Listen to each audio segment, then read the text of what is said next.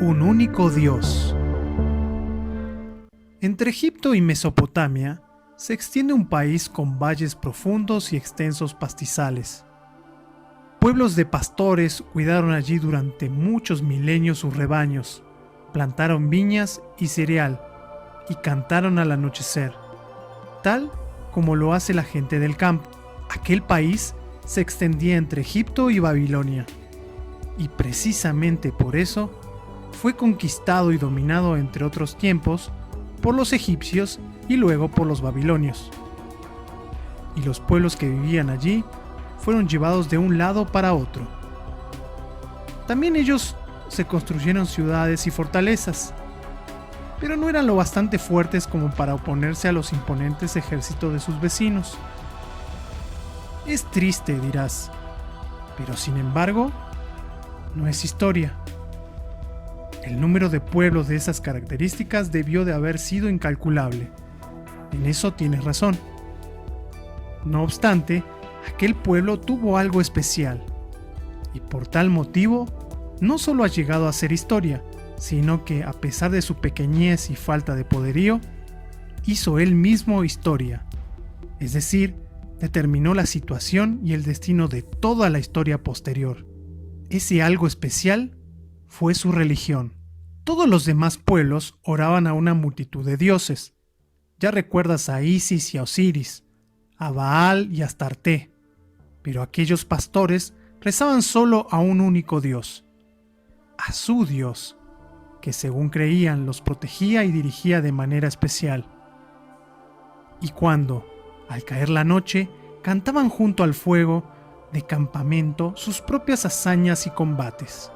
Lo hacían cantando al mismo tiempo las hazañas y combates de aquel Dios. Su Dios, decían en sus cantos, era más fuerte y superior a todos los numerosos dioses de los paganos. Sí, en realidad era el único.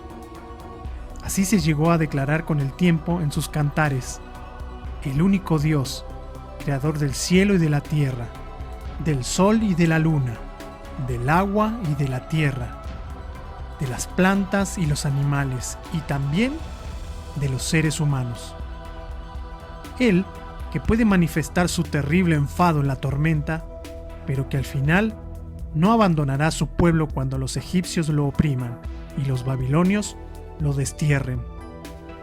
En efecto, su fe y su orgullo consistían en que ellos eran su pueblo, y él su Dios.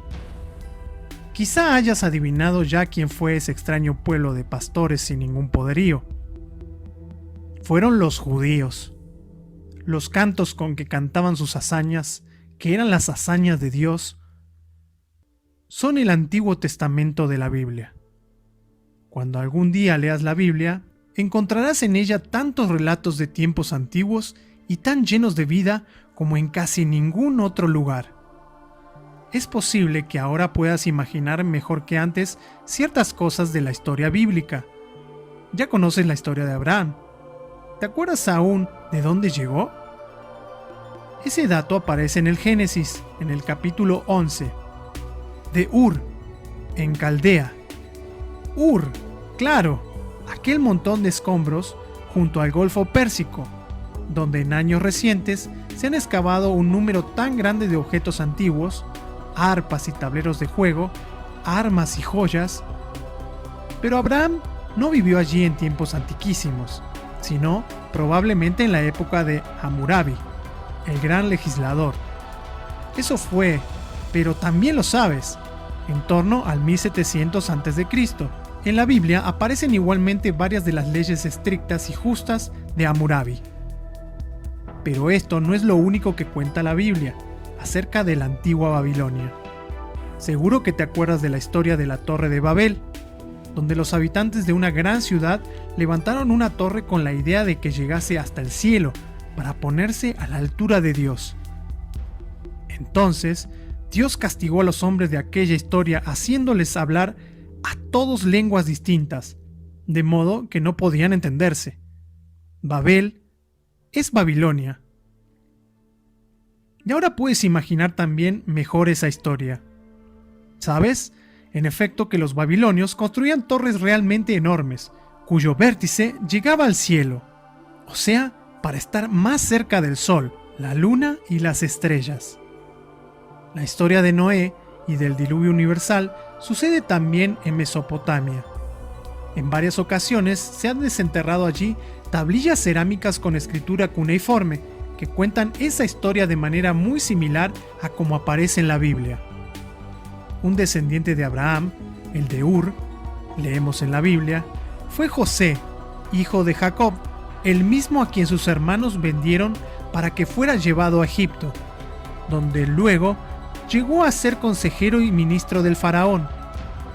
Ya conocen la continuación de la historia, cómo se abatió una hambruna sobre todo el país y cómo los hermanos de José marcharon a la rica tierra de Egipto para comprar allí grano. Por aquellas fechas, las pirámides tenían ya más de 1000 años, y José y sus hermanos debieron de haberse sentido tan maravillados al verlas como nosotros hoy. A continuación, los hijos de Jacob y sus descendientes marcharon a vivir a Egipto, y pronto se vieron obligados a trabajar para el faraón, tan duramente como los egipcios de la época de las pirámides.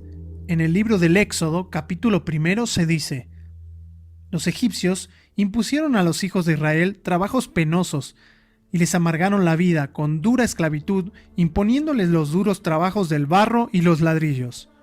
Finalmente, Moisés los sacó conduciéndolos al desierto. Esto ocurrió probablemente hacia el 1250 a.C.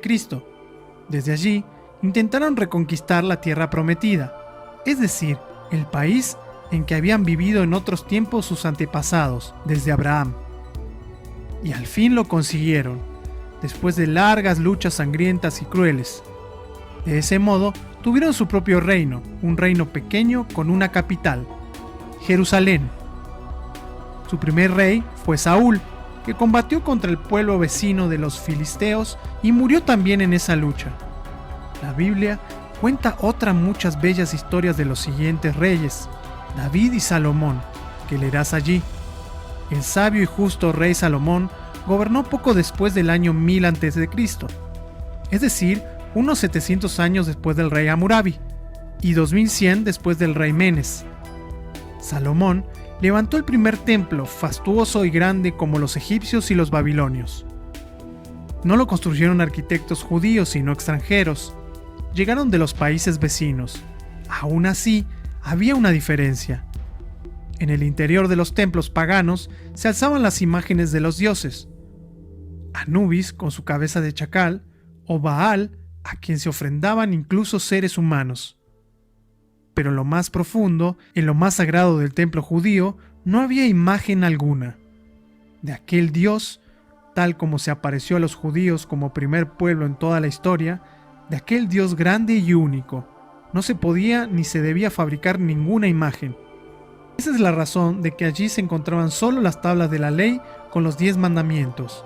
En ellas era donde se representaba a Dios. Tras el reinado de Salomón, las cosas no les fueron ya muy bien a los judíos.